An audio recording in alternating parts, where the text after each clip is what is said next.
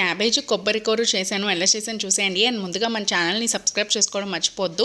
And క్యాబేజ్ని ఉడికించుకోవాలి కాబట్టి as యూజువల్గా ముందు వాటర్ బాయిలింగ్ పెట్టేసుకొని చిన్న ముక్కలుగా కట్ చేసేసుకొని 5 మినిట్స్ పాటు బాయిలింగ్ చేశాను. తర్వాత ఉడకపెట్టేసుకున్నానండి. క్యాబేజ్ ఇలా పక్కన ప్లేట్లో తీసేసి కళాయిలో నూనె పోసేసుకొని వేడెక్కిన తర్వాత ఒక ఉల్లిపాయ 2 పచ్చిమిరపకాయలు ఇలా దోరగా వేయించేసుకున్న తర్వాత పక్కన పెట్టుకున్న ఉడికించుకున్న క్యాబేజ్ని వేసుకొని తగినంత ఉప్పు వేసేసుకోవాలి. ఇలా వేసుకొని కలుపుకొని ఒక 2 నిమిషాల పాటు మూత పెట్టేసుకొని మగ్గించేసుకోవాలి. ఆల్రెడీ ఉడికింది కాబట్టి కొంచెం ఉప్పులో మగ్గుతుంది. అండ్ తగినంత కారం, చిటికెడు పసుపు వేసుకొని వేయించుకున్న తర్వాత చిటికెడు గరం మసాలా కూడా వేసేసుకుంటే అదిరిపోతుందన్నమాట టేస్ట్. చిటికెడే వేసుకోవాలి, ఎక్కువ మళ్ళీ గరం మసాలా వేసుకుంటే రుచి రాదు.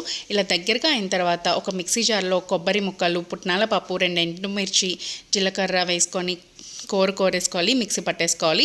ఆ తురుమంతా వేసేసుకొని కలిపేసుకొని అన్నంలో కలుపుకొని తింటే అదిరిపోద్ది అనమాట. నచ్చిందా మీకు కూడా? సబ్స్క్రైబ్ చేసి